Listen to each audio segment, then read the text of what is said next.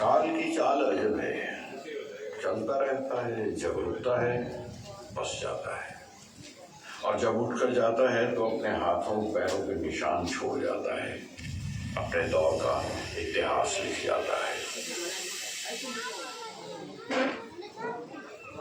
آپ جہاں بیٹھے ہیں اس وقت، یہاں ایک بار وقت ٹکا تھا اور جاتے جاتے اس ٹرین کی داستان لکھ گیا۔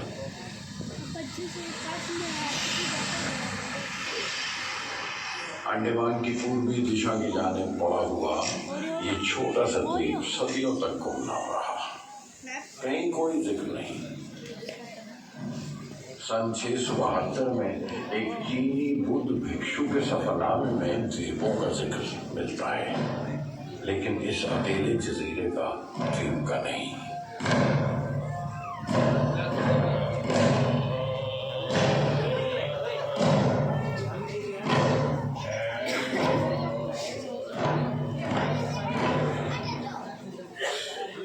سن 1016 عیسوی میں ایک بار پھر ان دیپوں کا ذکر ملتا ہے، راجا راجندر چولا کی سائیکل میں، ان کے دستاویز میں۔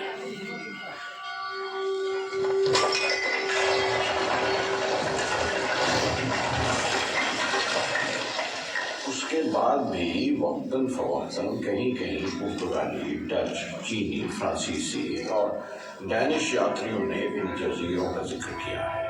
ان کے مطابق انڈمان میں قدیم یوگوں کے یعنی پراچین کال میں نگریٹو نسل کے لوگ رہتے تھے، خطرناک بھی تھے اور خوبحال بھی، اور نکوبار کے جزیروں پر منگول قبیلوں کے لوگ بسے ہوئے تھے۔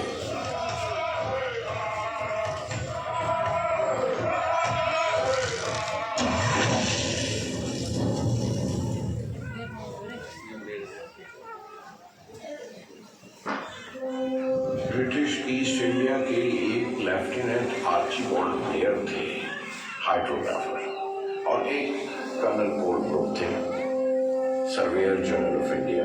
ان دونوں نے نکوبار اور انڈمان کے دیپوں کا معائنہ کیا۔ ایک سال کے بعد لیفٹیننٹ بلیئر نے اپنی رپورٹ پیش کی، یعنی 1779 میں۔ اس کے مطابق انگریزوں نے انڈمان میں اپنی رہائش بسانے کا فیصلہ کر لیا۔ اس ٹرپ کا یعنی راس آئلینڈ کا اتہاس یہیں سے شروع ہوتا ہے۔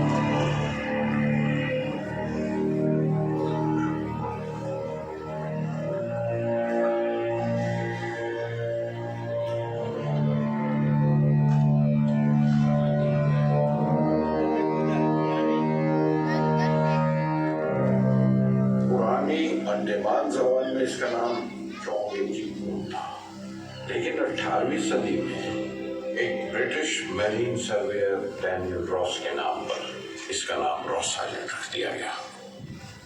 لیفٹیننٹ آرچیبالڈ بلیئر کے مطابق دکشن پوربی جانب کی بندرگاہ سب سے زیادہ سرکشت تھی، یعنی محفوظ تھی۔ اسی بندرگاہ کو آج ہم پورٹ بلیئر کے نام سے جانتے ہیں۔ پورٹ مطلب بندرگاہ۔ لیفٹیننٹ بلیئر نے جس آئلینڈ پر یعنی جزیرے پر اپنا پڑاؤ ڈالا، وہ بعد میں چاٹھم آئلینڈ کے نام سے جانا گیا، اور راس آئلینڈ پر ایک چھوٹی سی عمارت بنائی گئی جو علاقائی یعنی لوکل ہسپتال کے طور پر استعمال ہوئی۔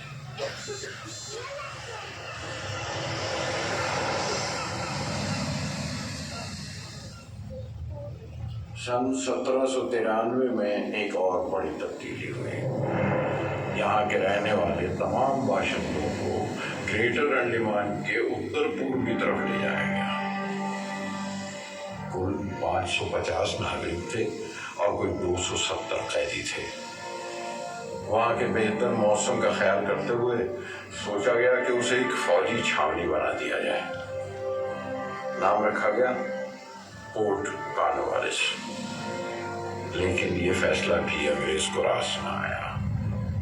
بیماریوں نے یہاں بھی پیچھا نہ چھوڑا اور بھاری تعداد میں موتیں ہونے کی وجہ سے یہ بندرگاہ، یہ سیٹلمنٹ بھی انہیں چھوڑنی پڑی۔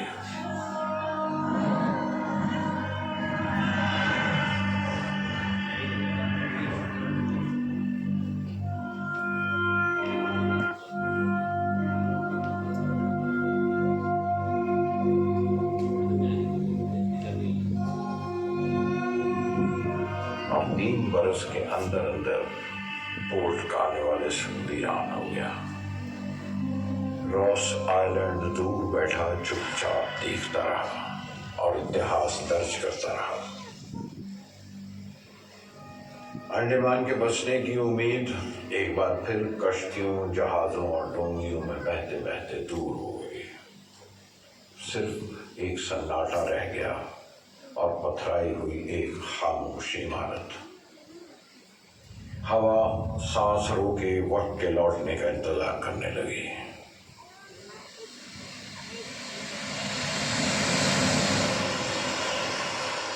لمبی دہائیاں بیت گئیں، وقت نہیں لوٹا، اس کے قدم اس طرف نہیں آئے، مگر بہت دور بھارت کی مول بھومی پر بہت کچھ کھٹ رہا تھا۔ اس کی آواز سنائی دے رہی تھی۔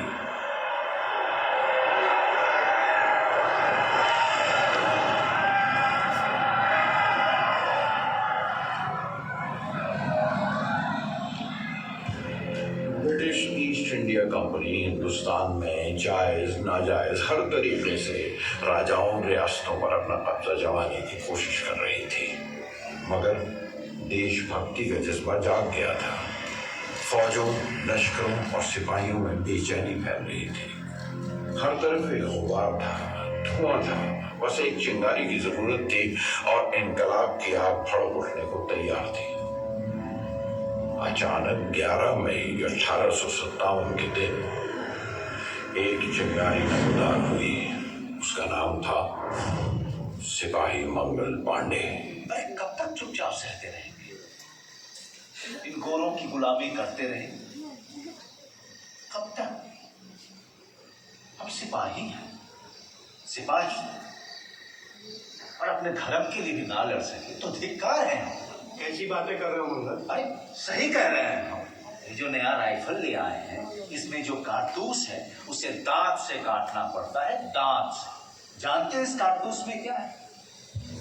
چربی، گائے کی چربی، سور کی چربی۔ گائے جو ہم ہندوؤں کے لیے ماں سمان ہے، اور سور جو ہمارے مسلمان بھائیوں کے لیے حرام۔ یہ گورے ہم سے ہمارا سکھ چھینے، مان چھینے، اور اب یہ ہمارے دھرم کو بھی بھرشٹ کرنے چلے، اور ہم ہاتھ پہ ہاتھ دھرے دیکھتے رہیں گے۔ ارے اگر ذرا بھی لاج بچی ہے تو اٹھا لو ہتھیار اور کھدیڑ دو ان گوروں کو ہماری زمین سے۔ اللہ بول، اللہ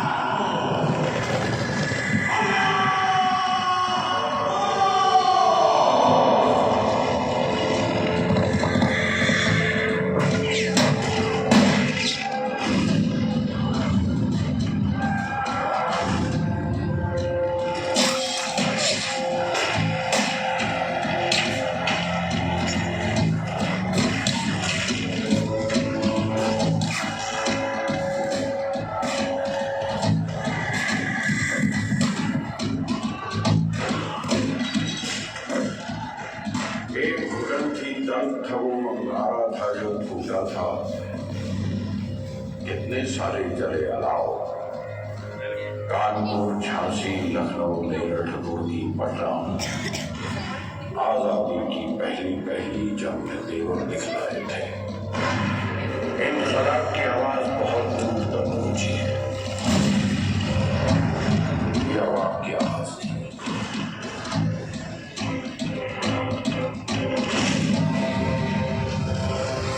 ہندوستانیوں کا نعرہ تھا، لیکن ان کے سامنے رہنمائی کے لیے نہ کوئی نیتی تھی، نہ نیتا تھا۔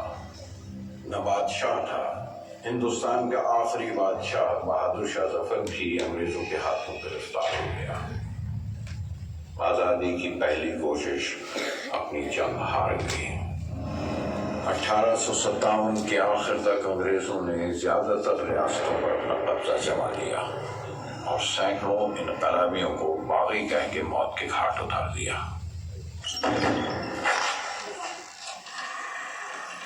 اور بے شمار کرانتیکاروں کے لیے عمر قید کی سزا سنائی. لیکن ان کرانتی سینیوں کو کہاں رکھتے؟ ہندوستان کے پہلے وائسرائے لارڈ کیننگ نے ایک کمیٹی تیار کی. ان قیدیوں کی تو ہم ایسی خوفناک مثال بنائیں گے کہ آئندہ یہ لوگ بغاوت کا سپنا بھی دیکھنے کی ہمت نہیں کریں گے. لیکن معلوم اتنے سارے قیدیوں کو پینل کالونی کیسا ہے؟ ان مجرموں کے لیے ہم ایک پینل کالونی بسائیں گے مول بھومی سے بہت دور، جہاں یہ دوسرے ہندوستانیوں کو بغاوت کے سپنے نہ دکھا سکے، جہاں ہم انہیں ان کے جنون کے ساتھ دفن کر سکے. معلوم انڈمان ایسی پینل کالونی کے لیے بالکل صحیح رہے گا. ان دور دراز کے دویپوں سے بھاگ نکلنا ناممکن ہے، اور اگر بھاگے بھی تو وہاں کے خونخوار آدیواسیوں کا شکار بن جائیں گے. ایکسلنٹ، انڈمان ٹھیک رہے گا. مجھے جلد سے جلد رپورٹ چاہیے دیفا. یس معلوم. اور اس طرح وقت دوبارہ راس آئلینڈ پر لوٹا، ہارا ہوا، چوٹ کھایا ہوا، اور ہندوستانی قیدیوں کے لیے کالا پانی کہلایا. اور ہندوستان سے اتنا دور تھا کہ نہ کوئی پہنچ سکے اور نہ کسی کی آواز سنائی دے. آزادی کے اندورن کی بھی نہیں. 8 دسمبر 1857 ان جزیروں کا جائزہ لیا گیا. 15 جنوری 1858 انگریزی سرکار کو رپورٹ پیش کی گئی، اور 22 جنوری انگریزوں کا یونین جیک لہرایا گیا اور یوں انڈمان پر انگریزوں کی حکومت قائم ہو گئی.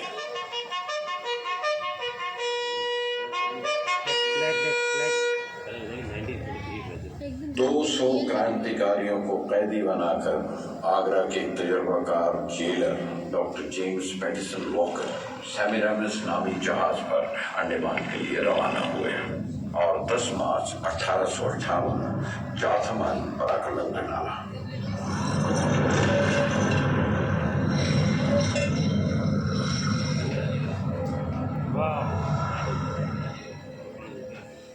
مارچ کا دن آج بھی انڈمان سیٹلمنٹ ڈے کے نام سے یاد کیا جاتا ہے. 10 مارچ ایک رات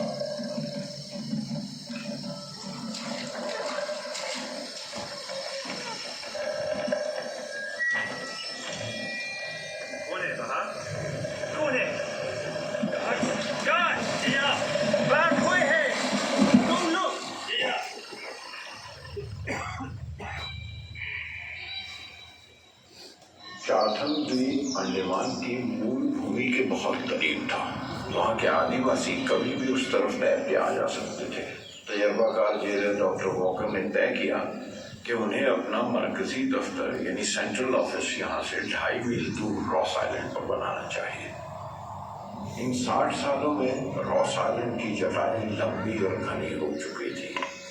جنگل اتنے گھنے ہو گئے تھے کہ سورج کی روشنی بھی مشکل سے زمین کو چھپاتی تھی. انگریزی سپاہیوں نے ہندوستانی قیدیوں سے کام کروانا شروع کیا اور راس کے جنگلوں کی چھٹائی شروع کر.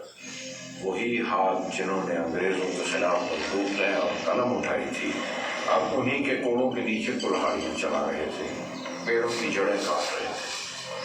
آزادی کی جنگ اب غلامی کی قید بن چکی تھی.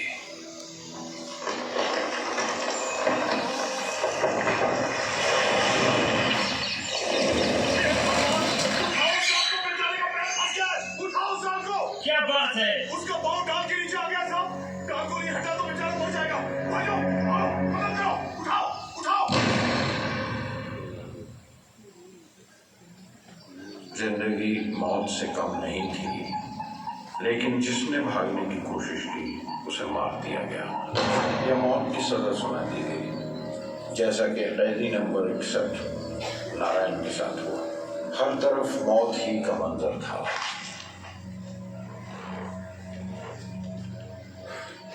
کون ہے یہ؟ نرنجن سنگھ صاحب. اس کو نیچے اتارو. قیدی نمبر 46 نرنجن سنگھ نے مرنے یا مارے جانے سے پہلے خودکشی کر لی. یہ ٹھیک نہیں ہوا. بیچارہ تکلیف برداشت نہیں کر پایا. ہم بھی مر جاتے اسی طرح نرنجن کی طرح. نہیں، میں نہیں مروں گا. ہم نہیں مریں گے. ہمت مت ہارو. بھول گئے شپت لی تھی ہم نے اپنی ماتر بھومی کے لیے لڑنے کی. یہ بھی تو ایک طرح کی لڑائی ہے آزادی کی. تم ٹھیک کہہ رہے ہو. ہمیں ہمت نہیں ہارنی چاہیے. جو گولیوں اور پھانسی سے بچ گئے وہ ملیریا، پیچش اور نمونیا جیسی بیماری سے مارے گئے. دوا دارو اور علاج کے سازن کم نہیں، ندارت تھے.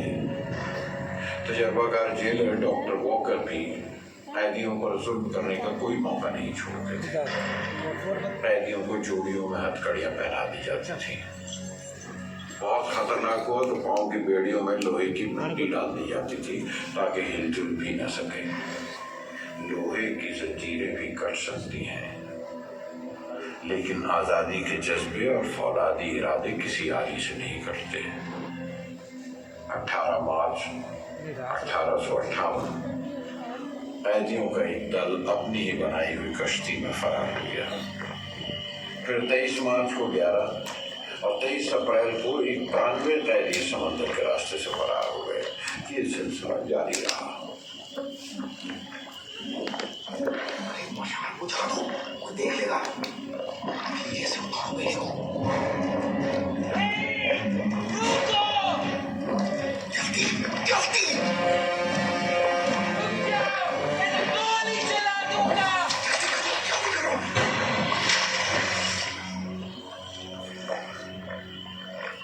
تجربہ کار جیلر ڈاکٹر واکر نے کئی فرار قیدیوں کو پھر سے پکڑ لیا اور چاتھم آئلینڈ پر لے جا کر ایک ہی دن میں 86 آدمیوں کو موت کے گھاٹ اتار دیا.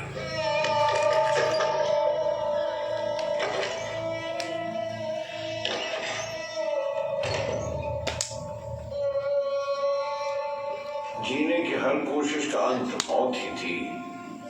بچ نکلے قیدیوں میں ایک قیدی تھا، قیدی نمبر 276، نام دودھ ناتھ تیواری.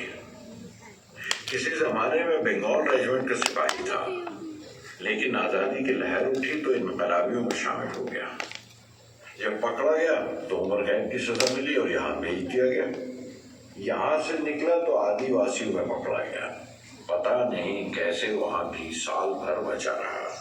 ان کی زبان سیکھی اور 2 عورتوں سے شادی بھی کی. ایک کا نام لیپا تھا اور دوسری کا جیگا. سن 1859 میں انڈیمان کے آدی واسیوں نے مل کر ایک بغاوت کا ارادہ کیا. 16 مئی کی رات انہوں نے ایسی جگہ پر مل کر ڈیرا ڈالا جہاں سے پورٹ بلیئر کی چھاونی بالکل سامنے تھی. ہندوستانی قیدی اور انگریز حکمران ان کے نشانے پر تھے. لیکن رات کے اندھیرے میں دودھ ناتھ تیواری نے دغا کیا اور جا کر انگریزوں کو خبر کر دی.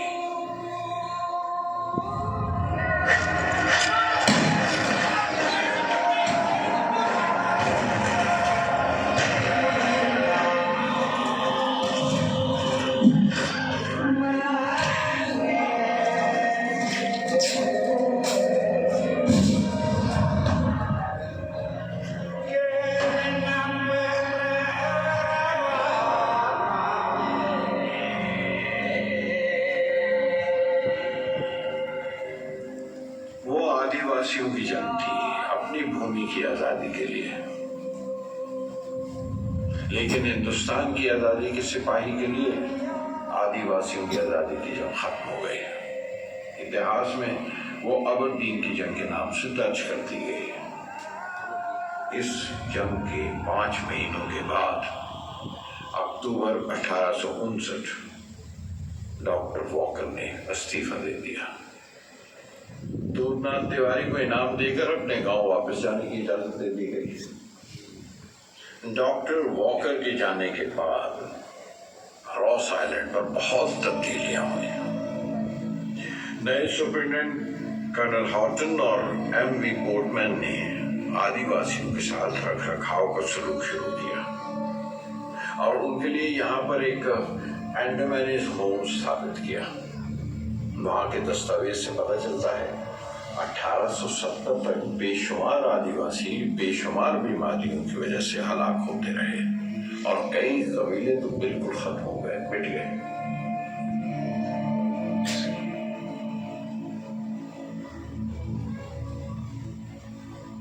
वक्त आखिर बस गया रॉस आइलैंड पर।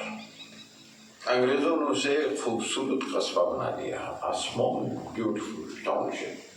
पीने के पानी का मसला था, चट्टानें खोद कर 6 कुएं तैयार कर दिए, एक बिजली घर बनवा दिया जिससे अंग्रेजों के घर दफ्तर रोशन हो गए। अंडमान के चीफ कमिश्नर, उनके सबऑर्डिनेट और कुछ हिंदुस्तानी अफसर भी यहीं आकर बस गए।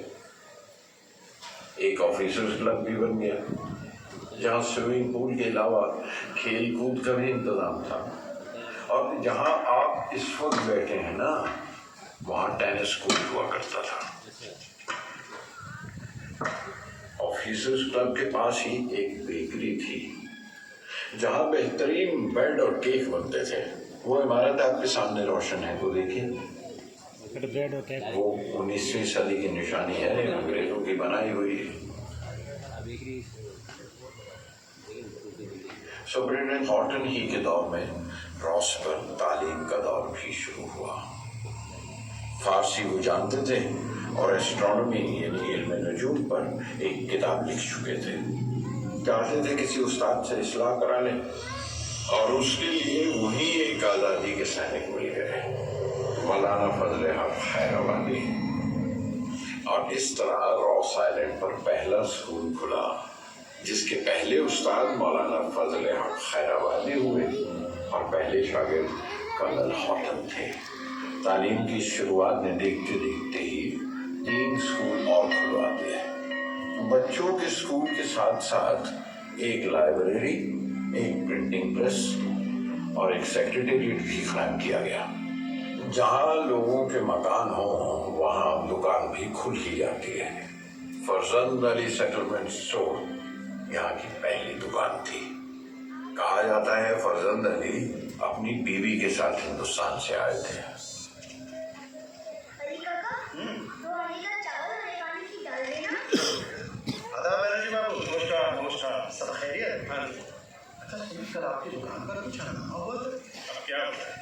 वो अरब जहाज के नाविकों और छावनी के सैनिकों में झड़प हुई और उन्हें रोकने की कोशिश में मैं गया। तो अब ये इतवार को दुकानें बंद रखने के फरमान पर संजीदगी से गौर किया जाए। हाँ, कुछ दिनों से बात तो चल रही, ठीक भी है, हमें भी एक दिन की छुट्टी नहीं दी जाएगी। हाँ हाँ।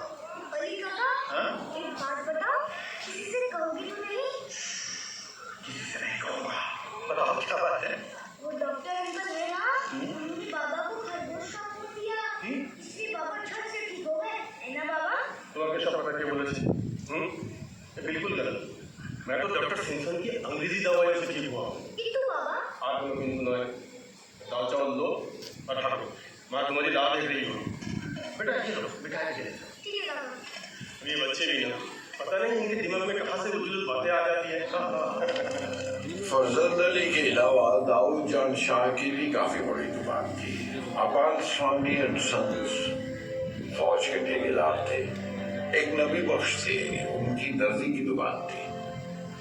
मगर बच्चों के लिए सबसे दिलचस्प जगह थी एक महिला रूप कुंवर की दुकान, जहाँ नारियल की बर्फी, लड्डू और चनाजोर गरम जैसी चीजें मिलती थी। ध्यान से चलो मत एक दूसरे पे, एक करके दसो। सामने मिलूंगा, ये लो लड्डू। पर चाची, मेरे पास पैसे तो नहीं है। कोई गल नहीं पुत्र, कल दे देना। पहले मुझे चाची खिलाई जाके जहाँ इंसान जाकर बसे वहाँ भगवान भी आकर बस जाते हैं। 19वीं सदी के आखिर की तरफ सन 1863 में एक सुपरिटेंडेंट की पत्नी मिसेस हैरियट टाइटलर ने ईसाइयों के लिए एक चर्च की बुनियाद रखी। देखते देखते ही वहां 2 गिरजाघर खड़े हो गए, एक चर्च ऑफ इंग्लैंड के तहत और दूसरा कैथोलिक चर्च। चर्च पर एक घंटा घर खड़ा कर दिया गया जिसके घंटे की आवाज लंदन के बिग बेन से मिलती थी। अंग्रेजों के लिए वो उनके वतन की याद दिलाता था। शनिचर की रात जश्न की रात हुआ करती थी।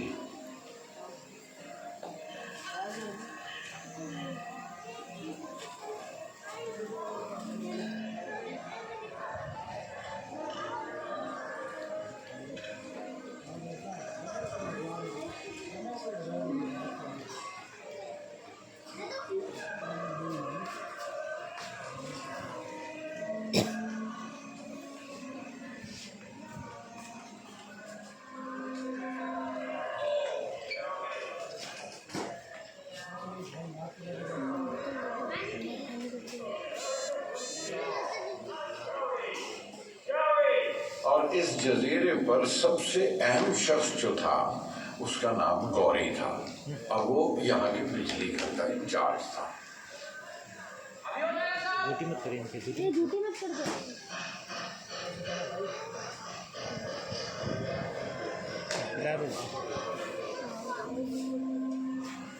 एक और रस्म भी थी, हर रोज दोपहर को 12 बजे में छोड़ी जाती थी, ठीक 12 बजे, जिसकी गूंज पोर्ट ब्लेयर तक सुनाई देती।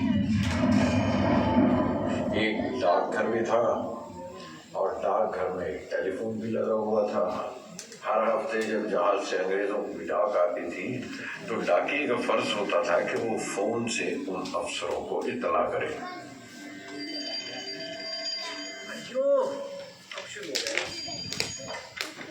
हेलो, स्वामी स्पीकिंग। डाक अभी अभी पहुंचा है सर, जरा बांटने का समय दे दीजिए।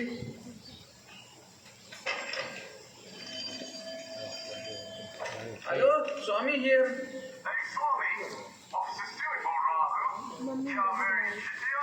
आई एम सॉरी सर, आज आपकी कोई चिट्ठी नहीं है। ये मैं कैसे बता सकता हूँ सर? क्यों स्वामी, क्यों? मुझसे पूछ के क्या होगा? लंदन में अपनी पत्नी को पूछो ना। गुड आफ्टरनून विलियम सर, मैं स्वामी। आपको बताते हुए बहुत खुशी हो रही है सर कि आज आपके लिए 2 चिट्ठियां हैं। Thank you sir. नहीं सर, उसके लिए तो मुझे खुद अपने नाम पर चिट्ठी लिखनी होगी। 1872 में एक बार हिंदुस्तान के वायसरॉय लॉर्ड म्यो अंडमान के दौरे पर आए। वायसरॉय का स्वागत 21 तोपों की सलामी से किया गया।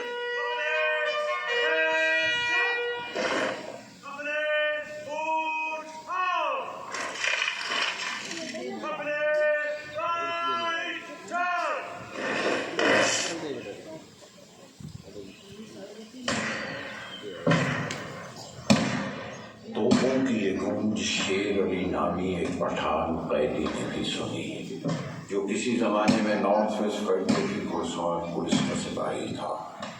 वो सिपाही था, जानता था 21 तोपों की सलामी किसी अंग्रेज वायसरॉय के लिए ही हो सकती है।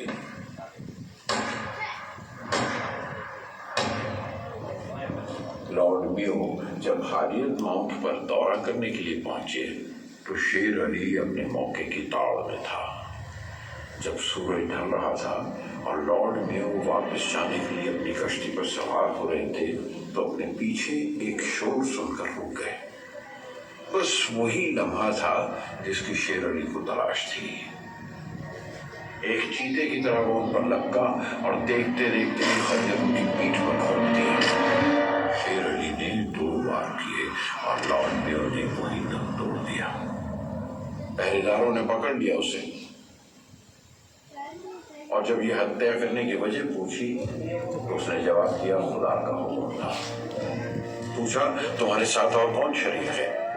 میرے ساتھ کوئی بندہ شریک نہیں تھا، صرف میں تھا اور میرا اللہ. شیرابی کو بعد میں واتر آئلینڈ پر پھانسی دے دی گئی.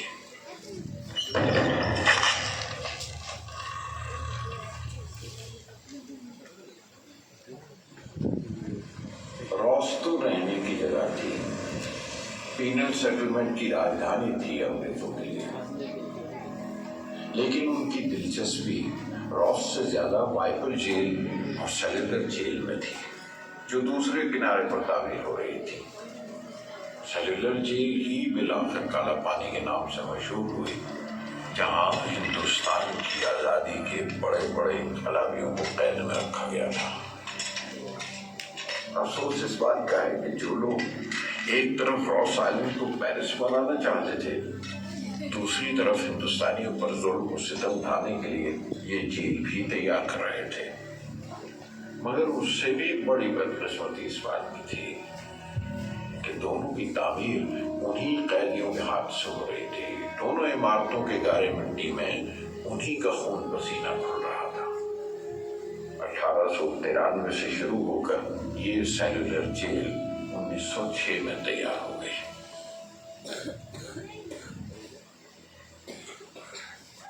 آزادی کی تحریک 19ویں صدی سے مڑ کر 20ویں صدی میں داخل ہو گئی. 1930 کی دہائی تک آتے آتے ایک مندر کا نرمان بھی ہو گیا جس میں گنیش کی مورتی رکھی گئی. گنیش پوجا بڑی دھوم دھام سے شروع ہوئی جس میں ہر مذہب کا ہندوستانی شامل ہوتا تھا. اس کے بعد ایک مسجد ظہور میں آئی.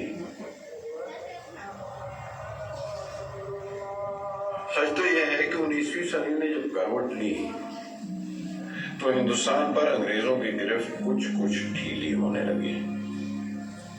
حالانکہ حکومت کرنے کا نشہ ان کے دماغ سے اترا نہیں تھا، لیکن ہندوستان میں بسے رہنے کے لیے انہیں ہندوستانیوں کی طرف اپنا برتاؤ بھی کچھ بدلنا پڑا. پہلی جنگ عظیم ورلڈ وار 1 جب ان کے سر سے گزری تو ان کے نظریے بھی بدلے. ہندوستان ان کی ضرورت بن گیا.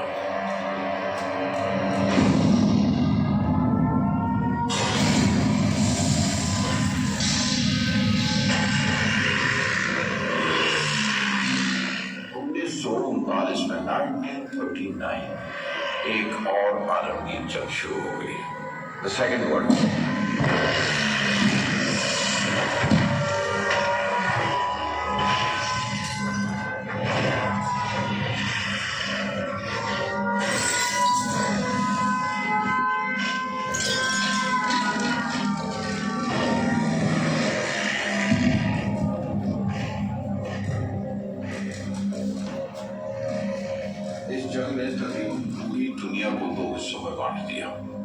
ایک طرف برطانیہ اور فرانس اور سب مل کر الائیڈ فورسز جمع ہوئی، دوسری طرف جرمنی تھا، یورپ کے کچھ چھوٹے چھوٹے ملک اور دور ایک جاپان کا ملک ساتھ ہو گئے. پورا یورپ جنگ کا میدان بنا ہوا تھا اور ادھر جاپان برما، سنگاپور، ملایا جیسے علاقے ہڑپ کرنے لگے. الجبان بھی بہت دور نہیں تھا. انگریزوں نے دور اندیشی سے کام لیا اور دھیرے دھیرے اپنے لوگوں کو پریوار سمیت انڈمان سے خالی کرنا شروع کر دیا. ایک اور حادثہ ہوا سن 1941 26 جون اور 5:21 پر.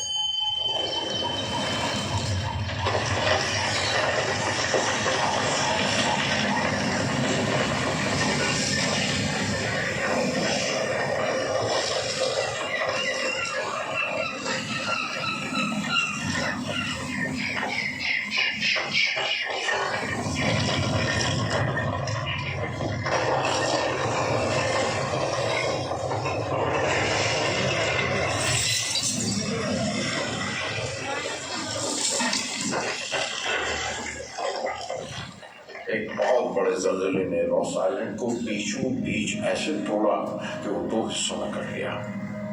ایک دراڑ پڑ گئی، روس پر رہنا ناممکن ہو گیا۔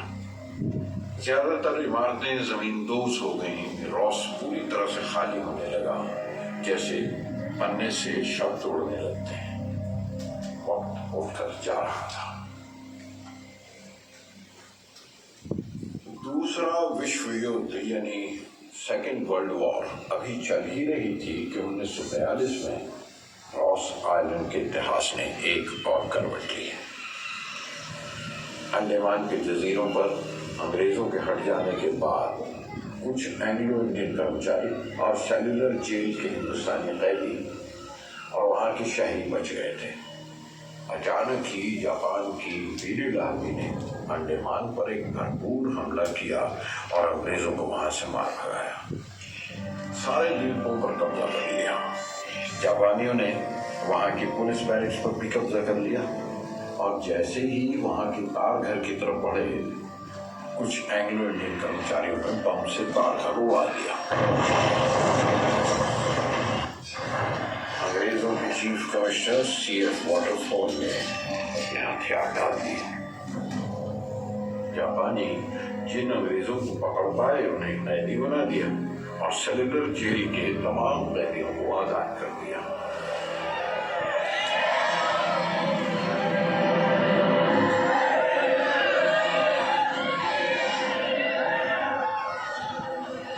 ایک طرف ہندوستان میں ہندوستان چھوڑو کی تحریک سو پکڑ رہی تھی، پھر سے انقلاب زندہ باد کے نعرے بلند ہو رہے تھے، اور دوسری طرف سبھاش چندر بوس جاپانیوں کے ساتھ مل کر ہندوستان کو آزاد کرانے کی کوشش کر رہے تھے۔ INA انڈین نیشنل آرمی یعنی آزاد ہند فوج کے سپاہی انڈیمان میں جمع ہونے لگے۔ 29 دسمبر 1943 کے دن نیتا جی راس آئلینڈ پر پہنچے اور 4 دن تک وہاں کے گورنمنٹ ہاؤس میں رہے۔ اپنی تقریروں میں ہندوستانیوں کو آزادی کی امید دلائی اور پہلی بار اس جزیرے پر ہندوستان کا ترنگا لہرایا۔ مگر جاپانی دو اگلے نکلے، ایک طرف نیتا جی کو ساتھ دینے کی امید دلاتے رہے اور دوسری طرف ہندوستانیوں پر ہر طرح کے ظلم کرتے رہے۔ قیدیوں کی حالت بد سے بدتر ہو گئی۔ دوسری جنگ عظیم جاری تھی، ہر روز ایک نیا پنا کھلتا تھا۔ دیکھتے دیکھتے اتحادی فوجوں نے جاپانی جہازوں پر حملے شروع کر دیے۔ جاپانیوں کے واپس جانے کے راستے بھی بند ہو گئے، اور پھر دنیا کے اتہاس میں سب سے خوفناک دن آیا۔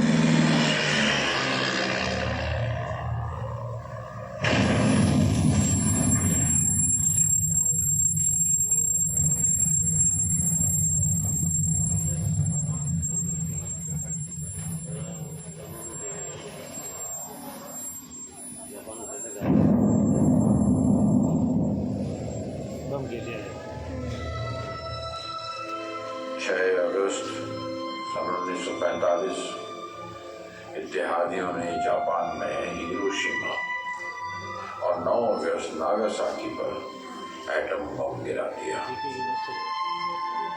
پورے وشو پر ایک سناٹا چھا گیا، جنگ ختم ہو گئی۔ 9 اکتوبر 1945 کے دن بریگیڈیئر J.A. سولومن نے راس آئلینڈ پر بچے کچھ جاپانیوں کو یدھ بندی بنا لیا۔ اکتوبر سن 1945 میں 87 سال پرانا پینل سیٹلمنٹ بھی ختم ہو گیا۔ 15 اگست سن 1947 کا دن بھی بہت قریب تھا۔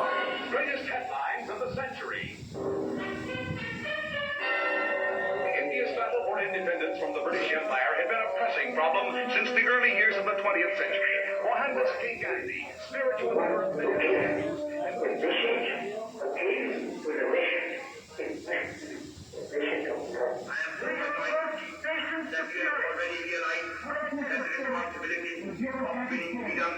does not rest merely on the shoulders of our countrymen and citizens. यहाँ हमने अपने परिवार को मुल्क के ऊपर रखा, यहाँ हमने अपने शहर को, प्रदेश को, भाषा को, संप्रदाय को, किसी चीज को हमने अपने देश के ऊपर रखा।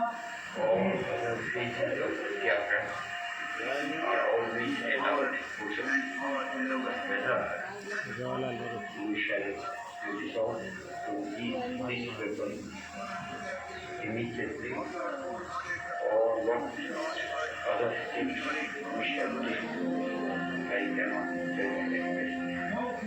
But you are hoping. I am optimistic. Would you be prepared to die in the cause of India's independence?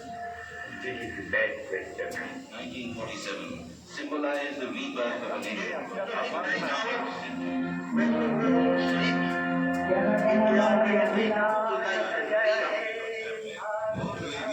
A moment comes which comes but rarely in this lifetime, when we step out from the room in the Himachal Jamuna Ganga Uttal Jalanda.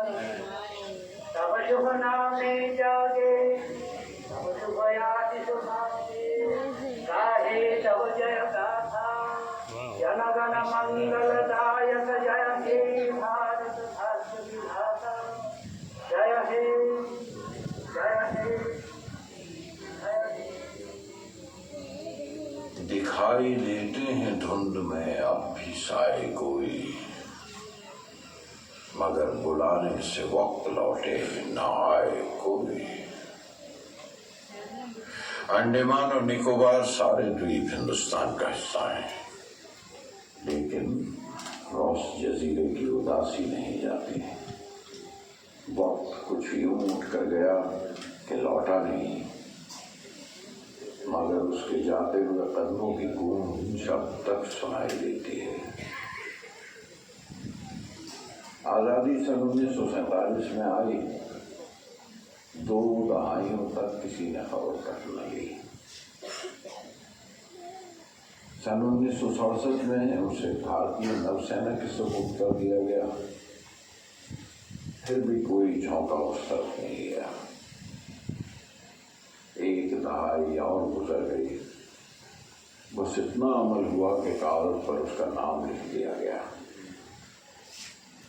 माहौल अब भी उसी तरह खामोश है, सन्नाटा तारी है।